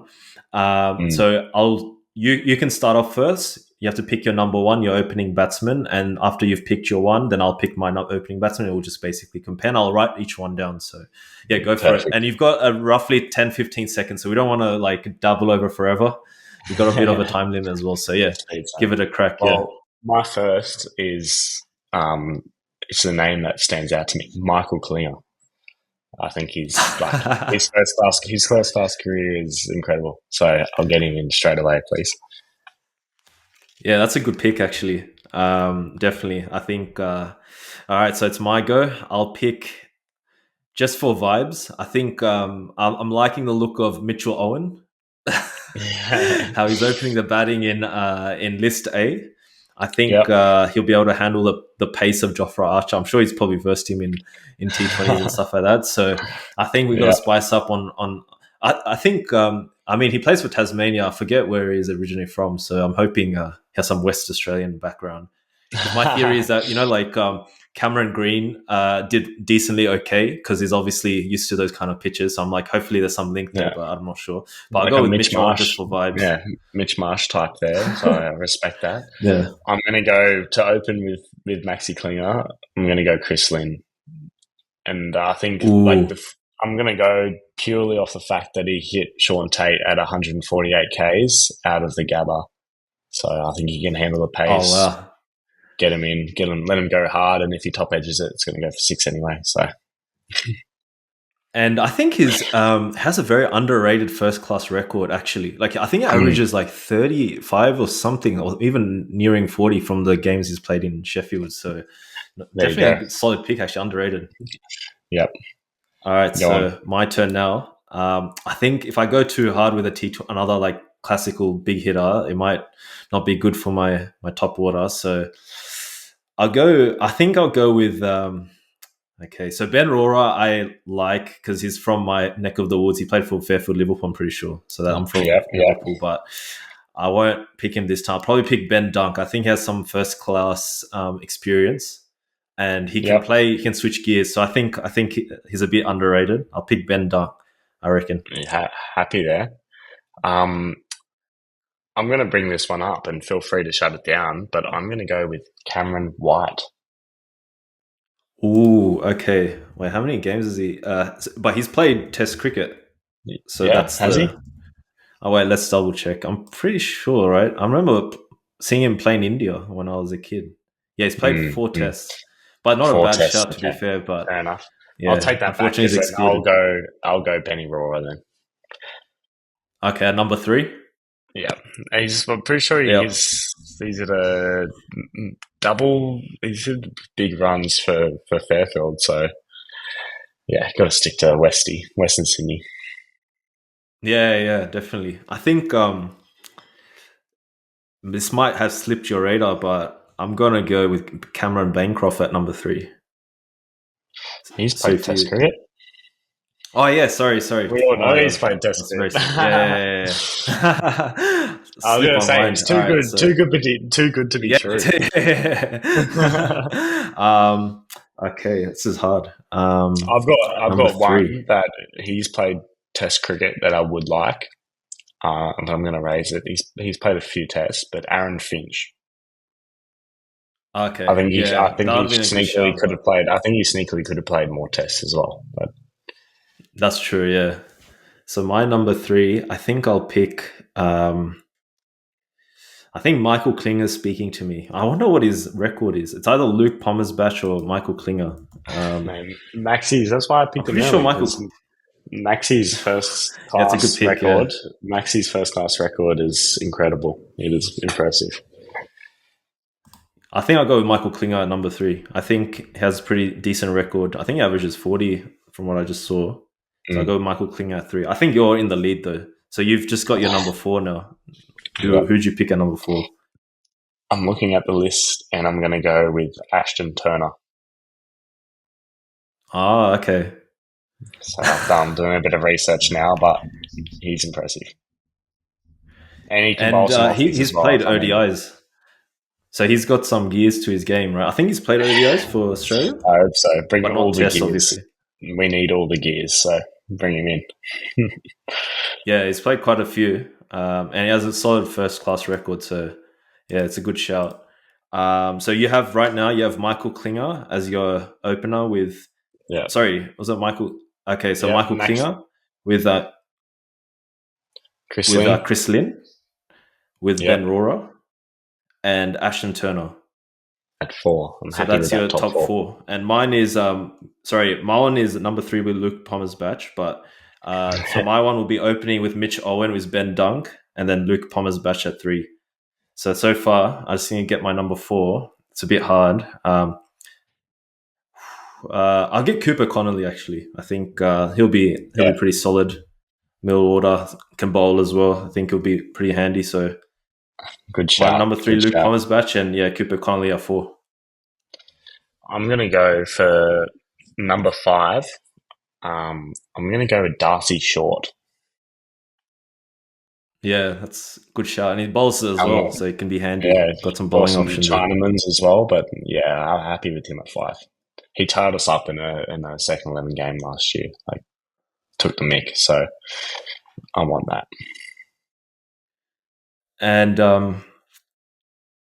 okay, so who should I think I need someone. Okay, has Luke Ronke played? He's played Test cricket. He might have. Mm, I think he has actually. I'll quickly check. He has. Yeah, I mean he's played Test, but probably for New Zealand, not for Australia. But that I will probably rule that out. He's played Test cricket. yep, Um, it's a hard one. Okay. All right. I will go a bit left field. I think I'll go Fraser McGurk at 5. I think puts the pressure on the middle order sort of yep, bowlers. When your second change bowlers, put some pressure on them maybe. All right, yep. so Happy JFK. there. I sort of need a keeper too, so he could probably keep. Yeah, well, Not sure. Ideally in Test cricket. I'm looking for a number 6, and I'm gonna go for an all rounder. I'm gonna go with Dan Christian. Oh, that's a good pick. Yeah, especially with the pace as Yep, well. So you got a few he'll bowling be. options there actually. So it's like I your love all Cam Green rounders. sort of. That's the type of Yeah, that's the T20 mold though, isn't it? Like if you can get a few overs out of guys, that's how they get again. So yeah, I'm happy with yeah, all rounders. exactly. If we're playing Test cricket, we need bowling options. Definitely. Okay, so I will pick. Uh, okay. I think I'll go with. I don't know if that's. Has Michael Neese has played Test cricket? I'm pretty sure, right? Yep, he's played. Yeah. Okay. I'm tempted to go with some all rounders, but it might be a little weak with the batting front. So I'll go with. Uh, I'll go with Travis Burt. Travis Burt at number 6. Nice, A nice. little light with the bowling options, but since JFK's keeping for me, so I can probably afford an all rounder number 7 possibly. So, Mm. but yeah, so you got your Well, number 7 left. I think I'm gonna go. I'm gonna go wicketkeeper, and I'm gonna go with Josh Philippi. But he's played My, tests. my, He played in no, Sri Philip. Lanka. I don't Oh, think Josh Philip. Philippi. No, Yes, yes. English. Sorry, Yes, English not has English. Yes, my New South that's a Wales very Blues good teammate. pick. Get Philippi in Oh there. man, that's actually a New big one to hairline at miss. all. New hairline at Yeah, all. So yeah. he's fresh. Yeah, Josh Philippi, that's a good shot. That's actually a very good pick, to be honest. Number 7, yeah. Mm. Yeah, your batting's definitely shaping up pretty decent, actually. Yeah, I've got Michael to Klinger sort and of. Chris Lynn up top. I'd watch that. I'd pay to watch Yeah, that. Chris Lynn's got a license. All right, so my number 7. Okay, who would I pick? I need an all rounder, to be honest. Okay, it's a little left field since I'm a bit short on bowling, but I think Ben Cutting, possibly. Yep, yep. Happy Ben there. Cutting, he can probably give it a whack as well. Ben Cutting at 7. So hopefully Travis Burt and Ben Cutting can do the damage down the order. Yep. So all right, so number 8 for you. I'm going for another all-rounder, bowling all-rounder, Sean Abbott. Ooh, that's a good pick and strong batting because now you basically got batsman till 8. Just keep him going. I want all the all-rounders. And some New South Wales, I guess, and lower down the order. So I'm sure that chemistry, it's like yeah, FIFA. I don't know if you played FIFA, but they have that chemistry if they're like yeah, aligned, yeah. same club or same the same thing. There's Yeah, I'm sure that they'll work green. something.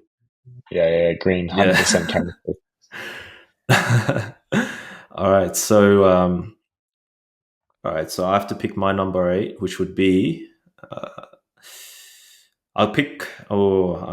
Should I? Okay, so if we're playing on, okay, I probably need a spinner, but I'm not sure. Cooper Conley is my main spinner, so I'm gonna pick. I need a pace all rounder, but I think I'm a little light on that. So I'll go with. Actually, but I got Ben Cutting. He bowls pace, so it should be all right. I'll get Chris Green. I think I'll get Chris Green into it. Bit of batting, bit Yep, of bowling as well. So it lengthens my batting. good, good player. So yeah, Chris Good Green. player. Yep, happy there. I'm going to go number 9. Um, I'm actually going to go for a spinner, and now that spinner, I'm going to go Brad Hogg. Ooh, yeah, can't complain there.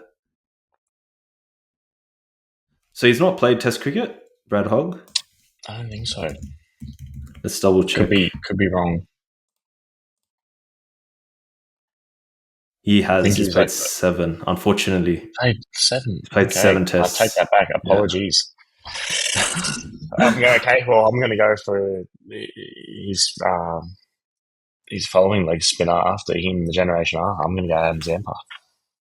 Adam Zampa. Okay, and he's definitely not played Test cricket. I don't think. Yeah, I don't know. I know he hasn't. Yep. All right, perfect. All right, so Adam Zampa, that's solid. Number 9. Strong bowling already with Sean Abbott there. Okay, so I need to pick my. I've already got a spinner, so all right, I'll pick. Ooh, I'll pick. This is hard. Okay, we need pace in Australia, obviously. So I go with Spencer Johnson. I'm pretty sure he hasn't played Test Yeah, cricket, has he? happy So left-hander. No, that's a good Spencer. strike bowler. I'm going to go alongside with you. I'm going to go pace. I'm going to go Billy Stanlake. Ooh, okay. Pace and Yeah, now bounce. we're talking. We're in the WACA. Yep. Yeah, especially at the WACA. Yeah, yeah, that would work wonders, definitely. My next pick would be. I think Xavier Bartlett can bat too, so I'll pick Xavier Bartlett. I think. I was going to pick that. I was going to pick that to finish off. I was looking for that swing bowler. Yeah. Okay. I'm going to go. Got I you. don't think he's played Test cricket. I'm going to go for a left-hand swing bowler to finish off my 11. I'm going to go Jason Behrendorff. Ooh, Australia's really got good bowlers, honestly. So many names here. Mm, I think the batting is a bit hard, but bowlers, so many options. Like we have yeah. Ben Dwarshuis, who can bat as well. Got Riley Meredith, Jack Wildermuth, Clint Mackay Yep. as well. So got some lot of options there. So my final pick would be tossing up between Ben Dwarshuis and Riley Meredith. I feel like my batting is a little light, so I got to really stock up my batting, to be honest, all the way to number 10. Yep. So I'll probably go with Ben Dwarshuis, I reckon. I think Ben Dwarshuis. I Happy. think with his pace, he'll do some damage as well with the pitches there. So, all right, so I'll read out your final 11. It's Michael Klinger with Chris Lynn opening the batting. Ben Rohrer at 3 with that experience there. Ashton Turner at 4. Darcy Shaw at 5. Dan Christian at 6. Josh Philippi at 7. I mean, I rate that top 7. Like, I think there's a lot of experience there. I think with Thank Dan you. Christian as well. Yep. Josh Philippi as well, obviously very experienced as well. Got Ben Rohrer, Chris Lynn played around the world. So I think they'll be able to cope with the Ashes expectation. And with the bowlers, you have Sean Abbott, Zampa, Stanley, and Jason Behrendorff. So you've I'm got happy a with lot that of attack. options there. So I think that's a pretty good team. I reckon. I reckon Yeah, well maybe done. yeah, like middle order. I'm not too sure. Like getting through the tough periods against Jofra Archer, but I think everything else is pretty Yeah, strong. I back Benny Roar to guts it out, and Maxi Klinger. I feel like they can guts it out and play the innings, and then the boys can play freely around them. That's the message from coach. What other advice would you give to them? I don't know. I'll actually be looking for advice from all of them. But you're the All coach in quality this players. game. What would you be saying to them? Uh, know your game and just do what you want to do. Show freedom and backing them in.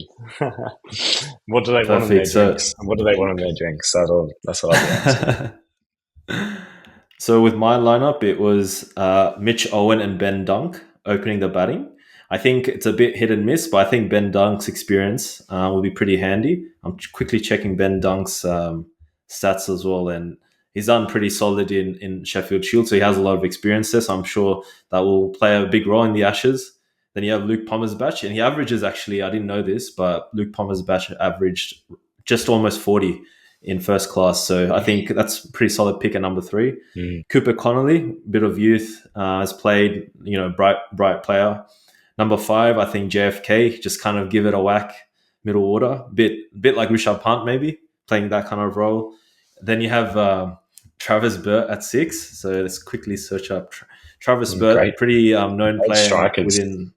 Yeah, Yeah, some great big hitting as well. strikers. He averaged 35 in Sheffield Shield, so that's all right. I'll take that. Nice. Yeah. That's pretty solid at number 6. I wonder where he batted though. I'm not sure. And then you have Ben Cutting, and number 8 is Chris Green. So you got a bit of batting. So my number 9 is Spencer Johnson. 10 is Xavier Bartlett. 11 is Ben Dwarshuis. So yeah, I think it's an interesting lineup. But I think your one's definitely more stronger, a bit more experience. I think I'll back your team over mine. But what do you say? I chose the old school versus new school. I think That was good. Yeah, no, good bit of fun. but yeah, so we'll see how that pans out. We'll also maybe do a clip and see what the fans vote for when it comes to which team they'll choose to play for their lives in the Ashes. Tough parameters though. You're picking T20 guys to play Red. So, but it makes people think, right? Like, just to see, like, oh wait, they're actually like good T20 players that played well in Sheffield Shield. So might surprise a few. I might just wrap up the show with one more question. As a bowler and as a batsman, who's the best batsman you've seen and you've played with, or you've bowled to, where you're like, wow, this guy's something else? And as a batsman, who's the best bowler you face? It could even be in the game or even in training, where you're like, wow, this guy's a bit different. Yeah, well, it was fresh. It's fresh in my mind because this was my preparation going into the last Shield game. But it was batting against the net session was Stark, Hazelwood, Cummins just returned a bowl, Lyon, and Ollie Robinson from England. He was there at the training session, so that was like, yeah, you got 5 test bowlers bowling at you, which was incredible. And then when it was my turn to bowl at training, it was bowling 1-on-1 with Steve Smith. So it's quite a humbling training session, but those are like very privileged to get that at New South Wales when they're back. It's incredible when they're around. In a match, Scotty Boland's had my number, so he's been a handful. And bowling to, haven't done much, but I do an underrated innings that happened was at North Sydney Oval a couple of years ago. Tom Rogers, the left-hand batsman from Victoria, he scored a double century against us, and that was impressive. I didn't know where to bowl to him, and it showed. So, that was a good experience.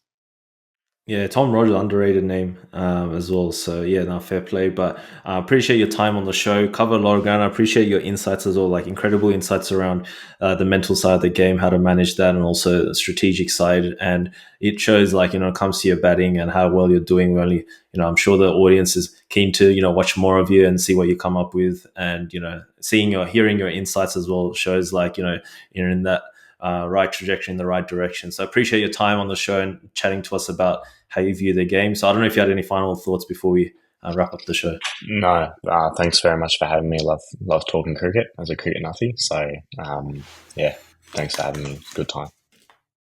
No, thank you very much. And Josh Philippe, great pick at number 7. That was I didn't see that one come. I don't think that was in the list, right?